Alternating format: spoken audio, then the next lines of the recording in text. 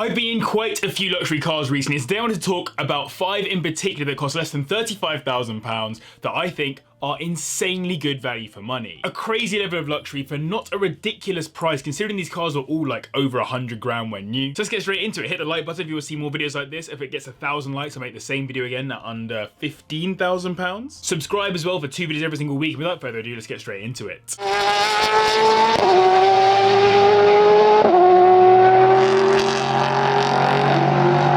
I've tried to stick specifically to brands that are renowned for their luxury cars in this video, so we're going to kick off with by far the oldest car on the list, but also one from arguably the most definitive luxury car brand out there, the Rolls-Royce Silver Seraph. Given it's an older car, the luxury is only really comparable with cars of its era, and at the time it was the equivalent to the Ghost that you'd see out on the roads today. And one car it's super comparable to is in fact the Bentley Arnage, as outside of the badges, wheels and of course the radiator grille, it's pretty much identical to the Bentley, at least externally. It also came with a 5.4 litre V12 engine, making a lowly 322 brake horsepower, which allowed it to waft to 60 comfortably in 7.1 seconds, which is pretty much what you want from a car like this. This car was launched back in 1998 at the Geneva Motor Show and was one of the last cars to come from the brand before it was sold to BMW. For its time, it was already pretty advanced with stuff like adaptive ride control and digital engine management. Then when you combined it with an interior rich with premium hardwaring and nice feeling materials,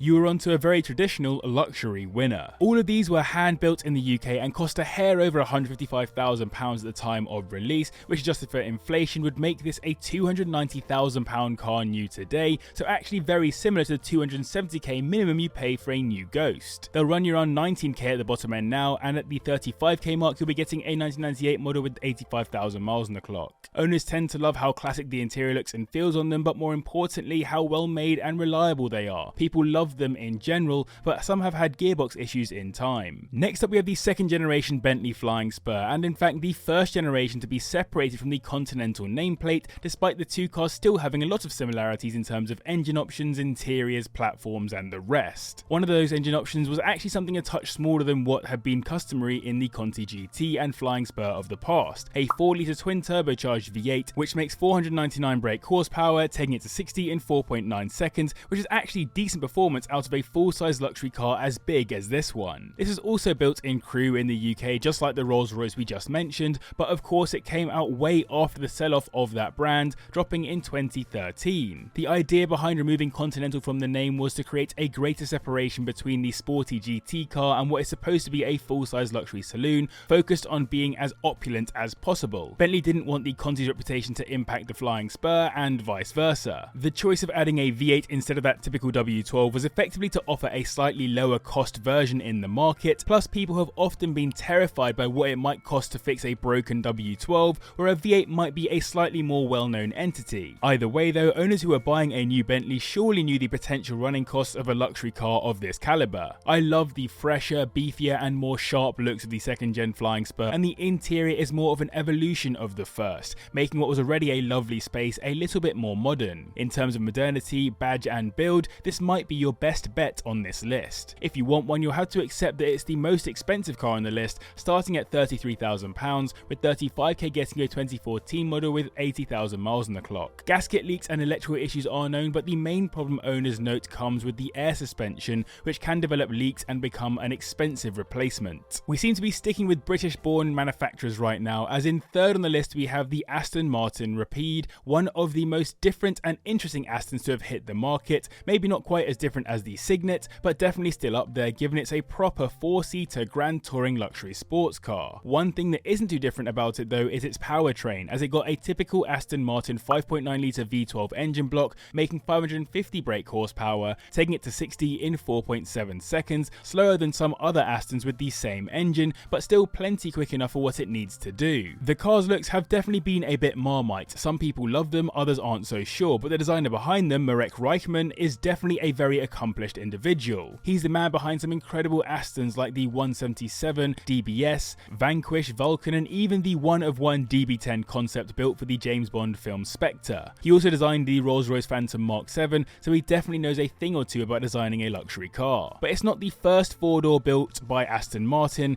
The Lagonda Rapide arrived all the way back in 1961 with a DB4 engine, and just 55 were ever built. Then the Lagonda arrived in 1994 and ran to 1990 with 645 total produced. So the Rapide only made sense to arrive and continue the legacy, even if it's not to everyone's taste. Much of the car is taken from the DB9, and the platform is also shared with the DBS, Vantage, Virage and Vanquish, making it a slightly cheaper prospect for the brand to build. They start at around the 30k mark nowadays, and for 35k we'll be looking at a 2011 model with around 30,000 miles on the clock, not bad at all. The main downside is that it's just too sporty compared to some of the other luxury cars on this list, shown by how tight the rear seating is. Also, repair costs on these can be eye-watering, though they're not known to be crazy unreliable. So I hope you guys are enjoying this video. If you are, then do hit the like button. As I said, 1,000 likes, I'll do the same video under £15,000 instead. And let me know in the comments down below, what is your personal favourite ever luxury car? I don't know personally, but I think if I could have one, it would probably be a Phantom. I'm not really sure. Just missing out on the top spot, we have the W222 Mercedes S500L, a car that I've actually spoken about recently as a great value for money Mercedes, but more importantly, of all the cars on this list, it has to be considered as the most technologically advanced luxury car. So if you're worried about buying something outdated, this is probably the best bet for keeping you in something that has the modernities that you might want or need. Though it is worth noting before we go into the car properly, the technology in the S500L is also the main sticking point in terms of reliability,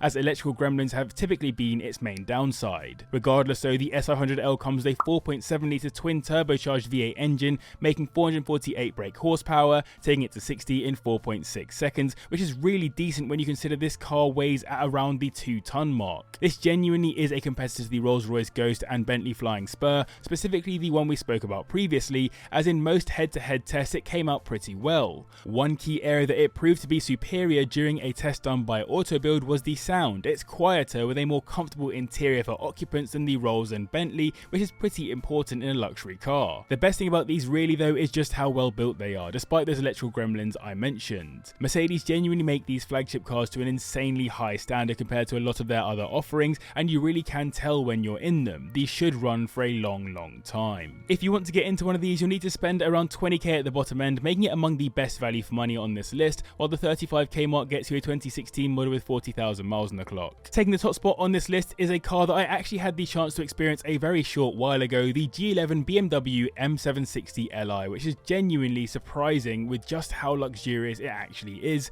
and how different it feels to the vast majority of other BMWs. This is 100% the kind of car a wealthy bad guy is chauffeured around in an action movie, with henchmen shooting guns out of the sides of it in some epic chase, and even those henchmen would be an insane level of luxury. This car came with the biggest engine on the list, a 6.6 litre twin turbocharged V12, which makes a massive 576 brake horsepower, taking it to 60 in 3.7 seconds. Pretty quick, and though it is powerful, it's also still not tuned specifically for power, but for luxury of course. This car feels incredibly solid wherever you are looking. The doors are huge, they're heavy and feel reinforced almost, like you're getting into an armoured vehicle, and the interior, from the moment you sit down in those rear seats, it's like you're ready to sleep. Add on the massaging function for those seats, which is genuinely quite good, and the heating option too, and you're effectively relaxing in a little solo spa while getting driven to and from places. I know I'm gassing it up a lot, but I genuinely loved my experience in one. It was the kind of car that you'd prefer not to reach your destination in, and instead just stay in comfort and luxury. And what's even crazier about this car is that it got a particularly special model titled the Final V12, because it was literally supposed to be the final V12 to come from BMW, with only previous BMW V12 owners being invited to buy it, and just 12 will ever exist. To get yourselves one of these, you'll need to spend around 30k at the bottom end, and for our 35k limit you'll get into a 2017 model with 60k on the clock. The engine is known to be good, as it's shared with the Ghost, Wraith and Dawn, and generally so far these have been pretty dependable for owners. And so there you have it, 5 luxury cars in our 35k price range. Thanks to you guys for watching, to the patrons for their support, and for clicking on screen to see this amazing video YouTube has just selected for you.